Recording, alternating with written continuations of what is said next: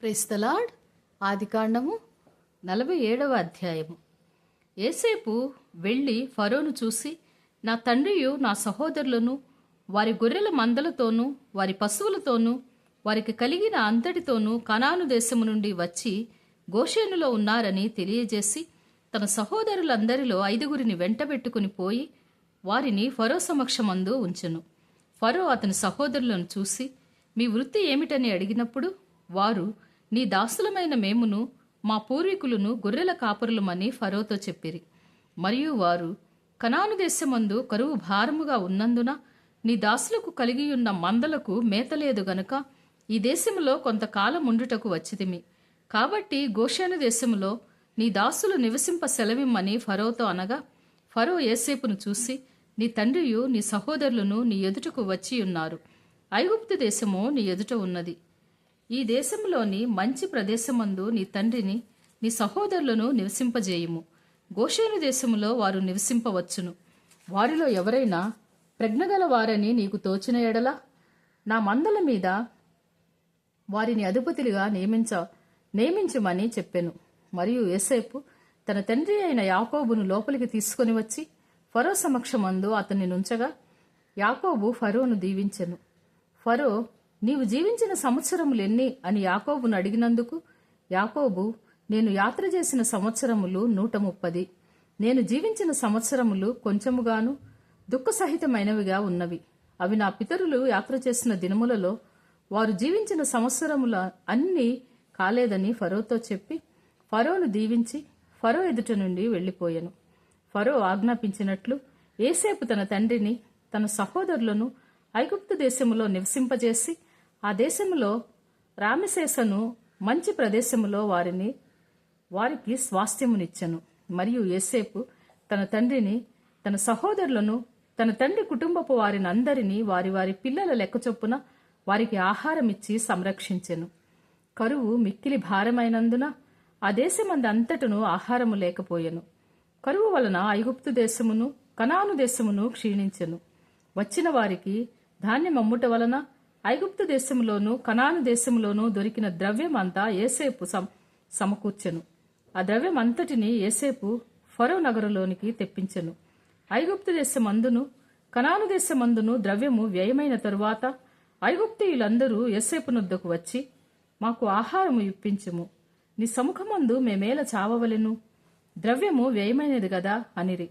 అందుకు యోసేపు, మీ పశువులను ఇయుడి, ద్రవ్యము వ్యయమైపోయిన ఎడల మీ పశువులకు ప్రతిగా నేను మీకు ధాన్యమిచ్చెదనని చెప్పెను. కాబట్టి వారు తమ పశువులను యోసేపునొద్దకు తీసుకొని వచ్చిరి. యోసేపు గొర్రెల మందలను, పశువుల మందలను, గాడిదలను తీసుకొని వారికి ఆహారమిచ్చెను. ఆ సంవత్సరమందు వారి మందలన్నిటికీ ప్రతిగా అతడు వారికి ఆహారమిచ్చి సంరక్షించెను. ఆ సంవత్సరము గతించిన తరువాత 2వ సంవత్సరమున వారు అతని యొద్దకు వచ్చి, ఇది మా ఏలిన వానికి మరుగు చేయుము, ద్రవ్యము వ్యయమైపోయెను, పశువుల మందలను ఏలిన వారి వశమాయెను. ఇప్పుడు మా దేహములను మా పొలములను తప్ప మరి ఏమయూ ఏలిన వారి సముఖమున మిగిలియుండలేదు. నీ కన్నుల ఎదుట మా పొలములను మేమును నశింపనేలా ఆహారమిచ్చి మమ్మును మా పొలములను కొనుము. మా పొలములలో మేము ఫరోకు దాసులమగుదుము. మేము చావక బ్రతుకునట్లును పొలములు పాడైపోకుండునట్లును మాకు విత్తనములిమ్మని అడిగిరి. అట్లు యోసేపు ఐగుప్తు భూములన్నింటినీ ఫరో కొరకు కొనెను. కరువు వారికి భారమైనందున ఐగుప్తీయులందరూ తమ తమ పొలములను అమ్మివేసిరి గనుక భూమి ఫరోది ఆయెను. అతడు ఐగుప్తు పొలిమేరల యొక్క ఈ చివర నుంచి ఆ చివర వరకును జనులను ఊళ్లలోనికి రప్పించెను.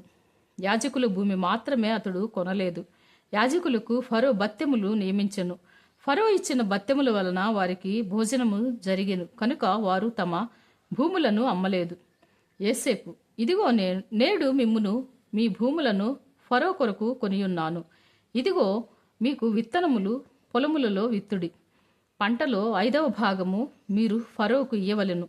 4 భాగములు పొలములలో విత్తుటకును మీకును మీ కుటుంబపు వారికిని ఆహారమునకును మీ పిల్లలకు ఆహారమునకును మీవై యుండునని ప్రజలతో చెప్పగా వారు, నీవు మమ్ము బ్రతికించితివి, ఏలిన వారి కటాక్షము మా మీద నుండనిమ్ము, ఫరోకు దాసులమగుదుమని చెప్పిరి.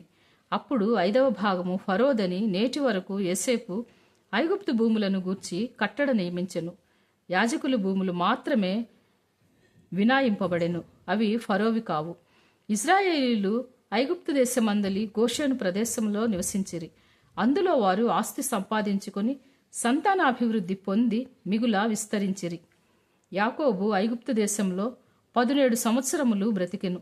యాకోబు దినములు అనగా అతడు జీవించిన సంవత్సరములు 147. ఇశ్రాయేలు చావవలసిన దినములు సమీపించినప్పుడు అతడు తన కుమారుడైన యోసేపును పిలిపించి, నా ఎడల నీకు కటాక్షం ఉన్న ఎడల దయచేసి నీ చేయి నా తొడ కింద ఉంచి నా ఎడల దయను నమ్మకమును కనపరచుము. ఎట్లనగా నన్ను ఐగుప్తులో పాతి పెట్టకుము. నా పితరులతో కూడా నేను పండుకొనున్నట్లు ఐగుప్తులో నుండి నన్ను తీసుకుని పోయి వారి సమాధిలో నన్ను పాతిపెట్టుమని అతనితో చెప్పెను. అందుకతడు, నేను నీ మాట చొప్పున చేసేదనెను. మరియు అతడు నాతో ప్రమాణము చేయునప్పుడును యోసేపు అతనితో ప్రమాణము చేసెను. నాతో ప్రమాణము చేయమన్నప్పుడు యోసేపు అతనితో ప్రమాణము చేసెను. అప్పుడు ఇశ్రాయేలు తన మంచపు తలాపి మీద వంగి దేవునికి నమస్కారం చేసెను. May God bless you.